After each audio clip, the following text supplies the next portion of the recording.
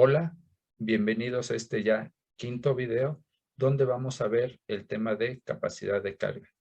En esta primera parte vamos a revisar la capacidad de carga de un cimiento dado con un cierto ancho, puede ser una zapata rectangular, una circular, una cuadrada, una continua, y vamos a ver si viene la carga ya sea en vertical o pudiera estar esta inclinada. Dependiendo de ello, vamos a utilizar una u otra teoría.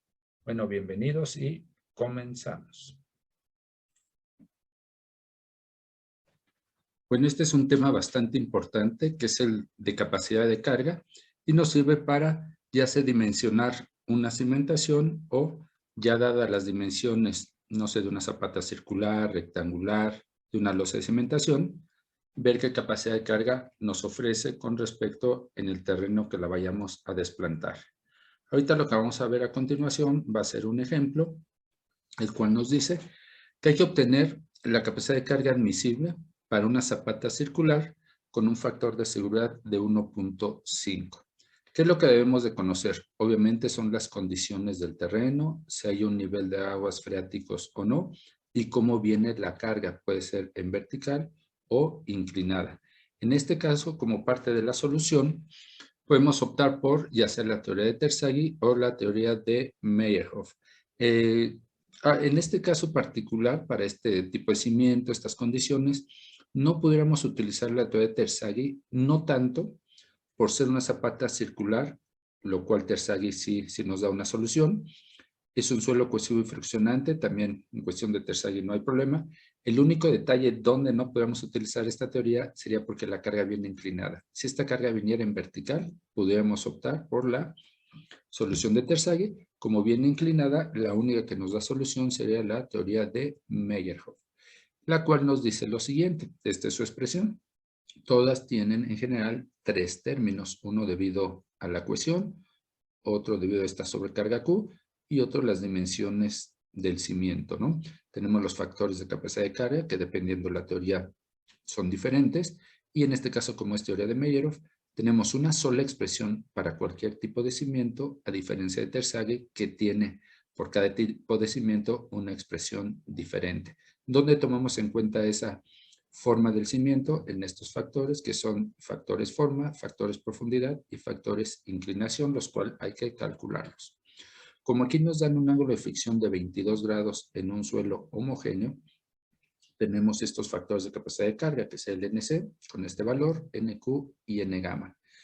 Además, esta tabla que ahorita va a aparecer a continuación, nos da este valor NQ entre NC porque lo vamos a requerir para determinar algunos de estos factores, forma, inclinación o profundidad, y también nos proporcionan a cuánto vale la tangente de phi, que en este caso es la tangente 22, aproximadamente 0.4. Esto lo sacamos de las tablas según BASIC, entonces aquí ya viene tabulado para diferentes ángulos de fricción, cuánto tenemos en NC, NQ, N gamma, el siguiente término de NQ entre NC, y la tangente phi. De esta tabla es donde se sacaron estos valores respectivos. Siguiendo con ese procedimiento, podremos construir una tabla donde tengamos los factores forma, profundidad e inclinación. En este caso son los FCS, FQS y F gamma S, los factores forma por el subíndice S. Aquí tenemos los factores profundidad, subíndices D, y los factores inclinación, subíndices IS.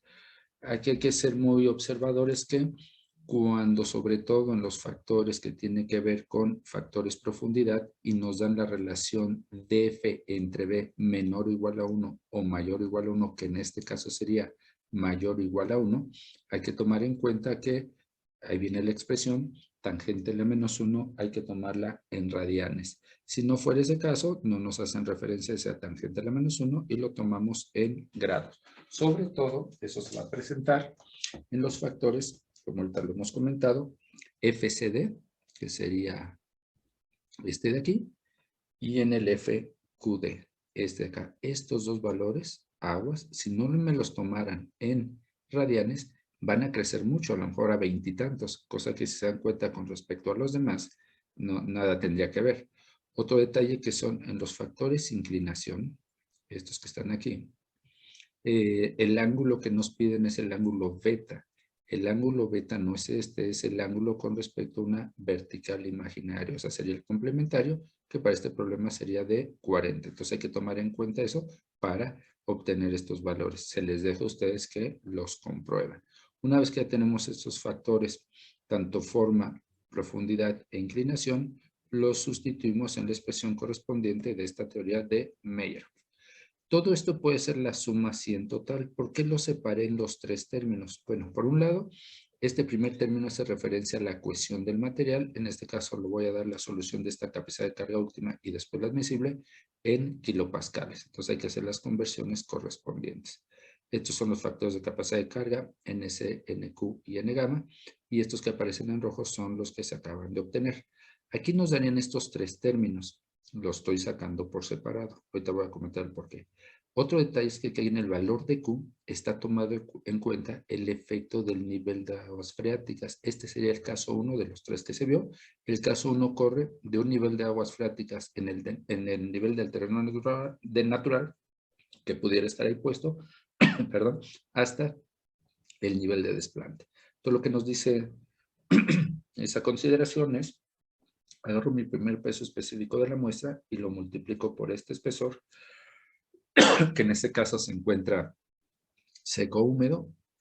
Corresponde esto, el peso específico convertido en las unidades correspondientes por el primer espesor, que es 0.6, más el siguiente peso específico que debe estar saturado. ¿Por qué? Porque hay un nivel de aguas freáticas por el siguiente espesor. Y aquí vamos a trabajar con el sumergido, que es el saturado menos el peso específico del agua por el siguiente espesor. Esa consideración la hacemos en el segundo término. Y en el tercer término, aquí aparece gamma. Se sustituye por gamma prima, que es el peso específico sumergido, y es el saturado menos el peso específico del agua. ¿Por qué lo separé? En este caso, que es un suelo cohesivo friccionante, no hay ningún problema. Hago la sumatoria de todos estos para sacar mi capacidad de carga última. Si el suelo fuera puramente cohesivo, obviamente este tercer término no aparecería. Me quedan estos dos. Para un suelo puramente cohesivo, el factor de seguridad nada más divide al término de la cohesión. Para un suelo puramente friccionante, el término que desaparecería sería este, y el factor de seguridad dividiría a la suma de estos dos. En este caso, como es cohesivo friccionante, sumo los tres y al final lo divido entre el factor de seguridad que se me está proporcionando. Pues aquí la capacidad de carga última, sumo estos tres valores, me da aproximadamente 352 kilopascales. Y en la siguiente lámina vamos a obtener la capacidad de carga admisible. Esta fue la última. Si esto lo divido entre el factor de seguridad, que en este caso es de 1.5, obtendría la capacidad de carga admisible, 235 kilopascales, aproximadamente 24 toneladas metro cuadrado. Si eso yo lo multiplico por el área, que en este caso es un cimiento circular, hay que sacar el área de un círculo, y lo multiplico por mi capacidad de carga admisible, lo tendría en unidades de fuerza, 107.5 kilonewtons, que aproximadamente esto es 12 toneladas. Por último, vamos a ver una definición de lo que es la capacidad de carga admisible, una de tantas, esta se me hace muy buena, y nos dice que se puede definir como la presión expresada en toneladas sobre metro cuadrado, digamos necesariamente, que se puede admitir entre la zapata y el terreno, de manera que los asentamientos por consolidación o compresión del suelo no causen daños a la estructura, y además se tenga un margen de seguridad amplio contra la posibilidad de que el terreno se deslice bajo la acción de la carga aplicada por la zapata.